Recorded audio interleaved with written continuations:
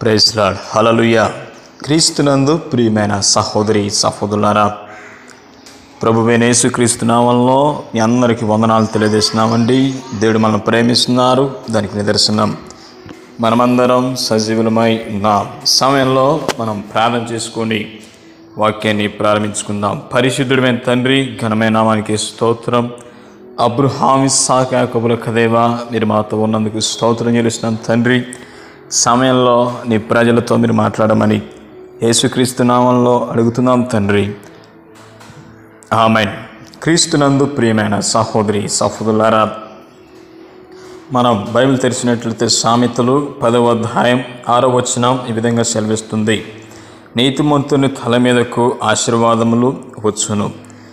అయితే దేవుని బిడ్డలారా, ఈ దినాలలో చాలా మనం చూసినట్లయితే దేవుని యొక్క ఆశీర్వాదాలు మన జీవితంలో మనం పొందుకోవాలంటే దేవుని ఎదుట మనం నీతిగా జీవించాలి. దేవుని ఆశీర్వాదము మనం పొందాలంటే నీవు నీతిమంతుడిగా తీర్చబడాలి. ఎందుకంటే నీతిమంతుని తల మీదకి ఆశీర్వాదములు వచ్చునని లేఖనం స్పష్టంగా తెలియజేస్తుంది. సామెతలు 10:6వ వచనం.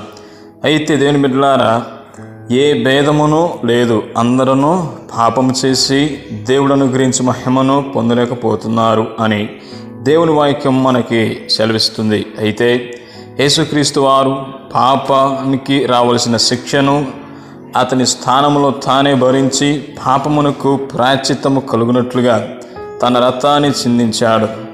గనుక యేసుక్రీస్తు నందు విశ్వాసం ఉంచిన వారు క్షమించబడి ఆయన రక్తము ద్వారా శుద్ధీకరించబడి నీతిమంతులు అవుతారు. అట్టి వారి తల మీదకి ఏమొస్తాయి? ఆశీర్వాదాలు వస్తాయి. నోవాహు నీతిమంతుడని బైబిల్ చెప్తుంది. కాబట్టి లోకమంతటికి వచ్చిన జల ప్రళయంలోను తాను తన కుటుంబమును కాపాడబడినారు, పునరువృత్తికి కారకులయ్యారు. అబ్రహాము దేవుని నమ్మినందున నీతిమంతుడయ్యాడు. అతడు వెండి బంగారములు కలిగిన ధనవంతుడిగా అన్ని విషయములలో ఆశీర్వదించబడిన వాడుగా ఉన్నారు. యోబు దేవుని చేత నీతిమంతుడని సాక్ష్యము పొందుకున్నాడు. అతడు చక్కటి కుటుంబమును ఎన్నో ఆస్తిపాస్తులు కలిగిన వాడై ఊరి దేశమంతటిలో గొప్పవాడిగా యోబు ఉన్నాడు. యెహోవా నీతిమంతులను ఆశీర్వదించువాడువు నీవే. కేడముతో కప్పినట్లు నీవు వారిని దయతో కప్పెదవు. కావున నీ నామమును ప్రేమించువారు నిన్ను గూర్చి ఉల్లాసింతురని కీర్తన 5:12 వచనం సెలవిస్తుంది. రెండవదిగా, నీవు పరిపూర్ణముగా విశ్వాసము కలిగి ఉండాలి. లోకస్వార్త 1వ అధ్యాయంలో మనం చూసినట్లయితే జకరియా ఎలిజబెత్ అనే దంపతులను మనం చూస్తాం. వారు యాజక కుటుంబానికి చెందినవారు కనుక దేవుని మందిరములో పరిచర్య చేయు భాగ్యమును పొందుకున్నారు. వారు ఎల్లప్పుడూ దేవుని మందిరములో ఉంటూ దేవుని సన్నిధిలో వాళ్ళు సేవ చేస్తూ దేవుని బిడ్డల సహవాసములో దేవుని పరిచర్యలో వారు ఉన్నారు. అయితే వారికి ఎన్నో సంవత్సరాలు గడిచిన వృద్ధాప్యములోనికి వచ్చినప్పటికీ వారికి ఏమి లేదు, సంతానం లేని వారిగా వారు ఉన్నారు. ఒక దినమున దేవదూత వచ్చి వారికి సంతానం కలుగునని చెప్పాడు. ఆశ్చర్యచకితుడైన జకరియా దానిని పరిపూర్ణంగా నమ్మలేకపోయాడు. వెంటనే దూత వచ్చి, నీవు ఈ మాటలు నమ్మలేదు కనుక కొంతకాలం వరకు మాట్లాడక మౌనమైందు అని చెప్పింది. ఆ రీతిగానే జకరియాకు బిడ్డ పుట్టి అతనికి పేరు పెట్టి నాటి వరకు మౌనంగానే ఉండిపోయాడంటే మగవాడిగా ఉండిపోయాడు. అంటే మరి మగవాడికి మరి ఎట్లా కార్యాలంటే సైగలు చేస్తారు. షమ్రోను శత్రురాజులు ముట్టడి వేసినందున ఆ పట్టణానికి కరువు వచ్చి ప్రజలు ఎంతో కష్టములో ఉన్నప్పుడు దేవుడు ఎలీషా ప్రవక్త ద్వారా మరుసటి రోజుకి ఆహారము దొరుకునని సెలవిచ్చాడు. అయితే రాజు చెంతనే ఉన్న ఒక అధికారి యెహోవా ఆకాశపు వాకిళ్లను తెరిచునా అలాగూ జరుగునా అని అవిశ్వాసాన్ని ప్రదర్శించాడు. అందుకు ఎలీషా, నీవు చూస్తావు కానీ అనుభవించలేవని అన్నాడు. అలాగే అతనికి జరిగింది. లాజరు మరణించినప్పుడు అక్కడికి వచ్చిన ప్రభువు మార్తతో, నీవు నమ్మిన ఎడల దేవుని మహిమను చూస్తావు అని అన్నారు. అలాగనే చెప్పి ఆయన లాజరును బ్రతికించుటను మనము చూడగలము. అవును, మనము ప్రభువును నమ్మిన ఎడల మనము మన ఎడల గొప్ప కార్యములు చేసి మనలను ఆశీర్వదించును. ఆవగించేంత విశ్వాసం ఉంటే అద్భుతాలు మనం చూడగలం.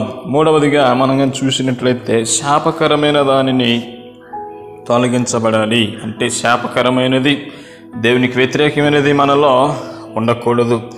మనం కానీ బైబిల్లో చూసినట్లయితే కనాను స్వతంత్రించుకున్నట్టుకు ముందుకు సాగుతున్న ఇశ్రాయేలీయులు ఎంతో పెద్దదైన యెరికో పట్టణాన్ని దేవుడు చెప్పినట్లుగా చేసి అద్భుత విజయాన్ని సాధించారు. రెట్టింపు ఉత్సాహముతో ఉన్నటువంటి వారు హాయి పట్టణం మీదకి వెళ్ళి అది చిన్నదైనప్పటికీ దానిపై జయమును పొందలేకపోయారు. దీనికి కారణం ఏంటి అని మనం కానీ పరిశీలించినట్లయితే శాపగ్రస్తమైనది, శపితమైనది వారిలో ఉంది. దానిని గుర్తించలేని కారణం చేత వారు కూలిపోయారు, చనిపోయారు. శాపం వారి మీదకి వాటిల్లింది. ఆకాను శాపగ్రస్తమైన దానిని దొంగిలించి తెచ్చుకున్నాడు. దేవుడు వద్దన్న వాటిని తెచ్చుకొని అనేకులు ఈ దినాన శాపగ్రస్తులుగా ఉన్నారు. అన్యాయముగా వచ్చిన లాభము లంచములతో సంపాదించుకున్నవి మనుషునికి శాపమునే తెచ్చును. నీ శాపము పోవాలంటే కష్టపడి న్యాయబద్ధంగా సంపాదించటం అలవర్చుకో. ఇక నుంచి అక్రమ సంపాదమైన జీవితము కూడా మానవ జీవితానికి శాపాలను తెస్తుంది. కుటుంబము పవిత్రమైనదిగా ఉండాలని, భార్యాభర్తలు ఒకరు నమ్మకస్తులుగా ఉండాలని దేవుడు ఉద్దేశించాడు. అయితే అనేకులు దేవుడు పెట్టిన నియమావళిని అధిగమించి అక్రమ సంబంధాలను పెట్టుకొని కుటుంబాలను శాపపు నియమాలుగా, నరక కోపాలుగా మార్చుకుంటున్నారు. సాతాను మనల్ని శాపం కలిగించే వాటిని అనుసరించినట్లు అతి సులువుగా మోసగిస్తారు.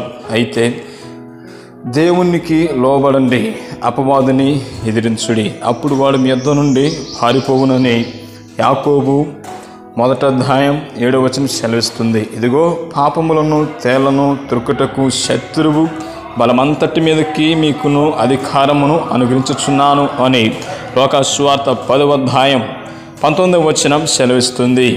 అయితే దేవుని వాక్య హెచ్చరికలను తీసుకొని సాతానును ఎదిరిద్దాం. కుటుంబంలో ఉన్న శాపాలను తొలగించుకుందాం. అట్టి దేవుని ఆశీర్వాదాన్ని మనం పొందుకున్నాం. అలాంటి కృపాధన్యత దేవుడు మీ అందరికీ అనుగ్రహించునుగాక. ఆమేన్. ప్రార్థన చేసుకుందామండి. పరిశుద్ధుడైన తండ్రి, ఘనమైన నామానికి స్తోత్రం. అబ్రహాం, ఇస్సాకు, యాకోబుల దేవా, నీ ప్రజలతో మీరు మాట్లాడినందుకు వందనాలు. ఎందరైతే వాక్యాన్ని విన్నారు అందరిని దీవించి ఆశీర్వదించమని యేసు నామములో అడుగుతున్నాం తండ్రి. ఆమేన్, ఆమేన్, ఆమేన్.